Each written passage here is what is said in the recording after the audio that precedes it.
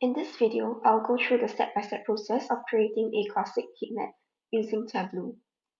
In Tableau Desktop, connect to a data source with categorical and numerical data.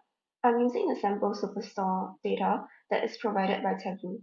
Let's go to a new worksheet and drag subcategory into the rows shelf and segment into the columns shelf.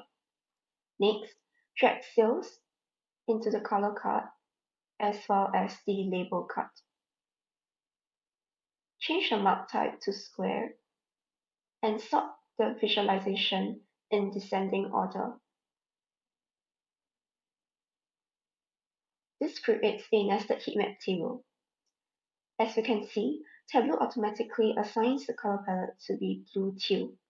You can change the color palette of the heatmap by clicking on the color card, edit colors, and select another color palette from the drop-down list.